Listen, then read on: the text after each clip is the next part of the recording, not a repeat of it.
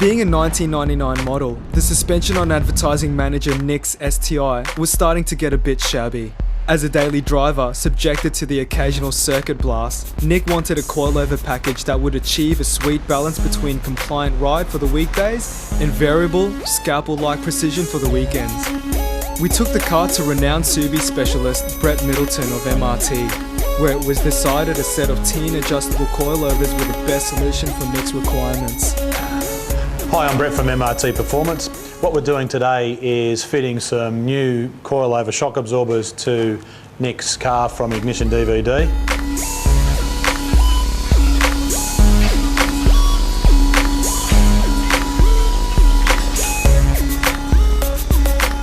The good thing about the Tyne coilovers is these particular shocks are a complete replacement shock. So they've got the strut top, the spring seat saddle, the coil, the strut body, everything all in one. So when you'll see when we do the install, we'll take the whole old leg out, put a whole brand new leg in an assembly.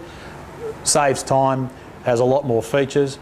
But one of the really good things about these particular ones is they're completely re-rated and re-sprung for the Australian market.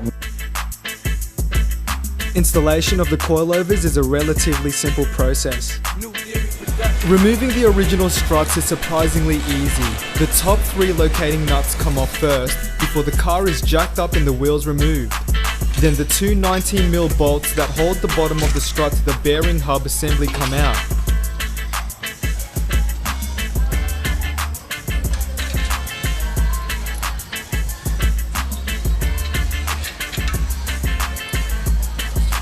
Once the clips and brackets that support the brake hoses and ABS sensor are loosened, the top bolts are removed and the strut can be removed from the car.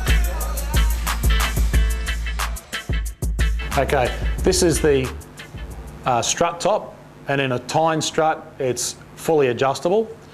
On the top here we have the adjustable shock rate, which controls the damper, bump and rebound.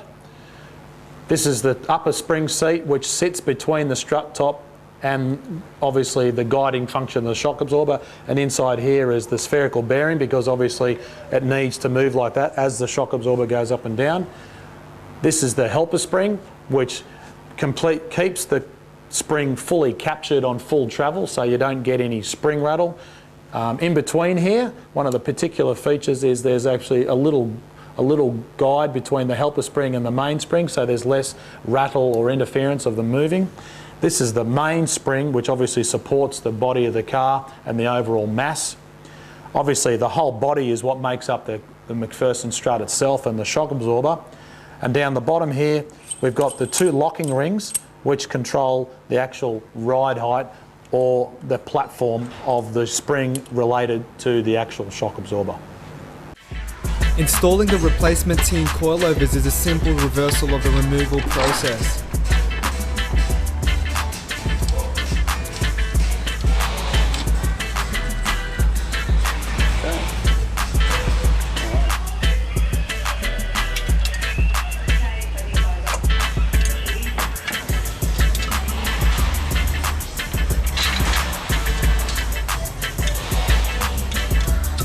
Reconnecting the ABS is a simple reversal of the dismantling process.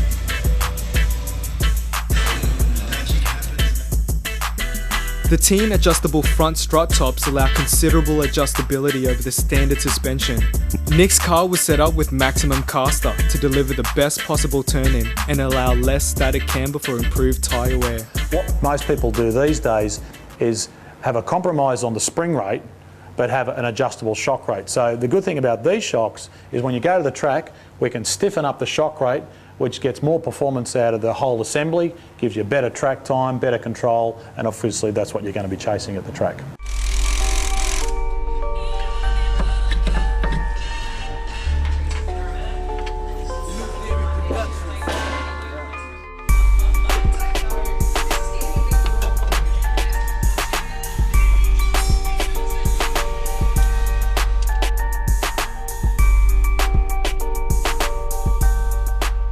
Overall, it's a very reliable package.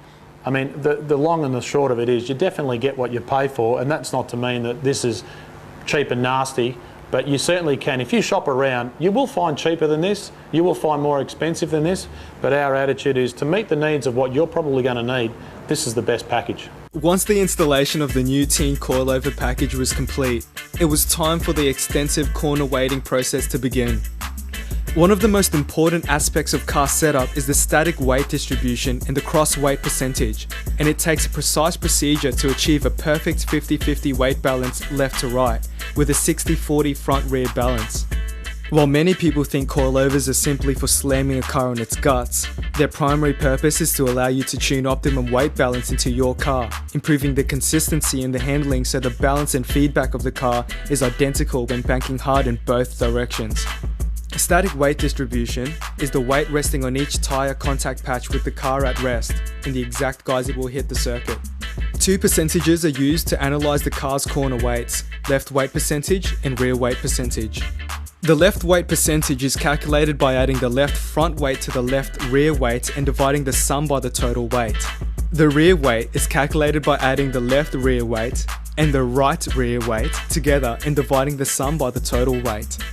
For road racing, the ideal left weight percentage is 50%, with the optimum front-rear balance for the front-engined STI coming in at 58.9 to 41.1. Cross-weight percentage compares the diagonal weight totals to the car's total weight. The cross-weight percentage is calculated by adding the right front weight to the left rear weight and dividing the sum by the total weight of the car. Cross-weight is also called wedge. If the percentage is over 50, the car has wedge. If the percentage is below 50, the car has reverse wedge. The whole procedure can take around 4 hours, and achieving a perfect 50-50 left-right weight balance and 60-40 front-rear weight balance is a finicky and time-consuming job. Now all that's left is to head to the next MRT track day to put the new teens through their paces.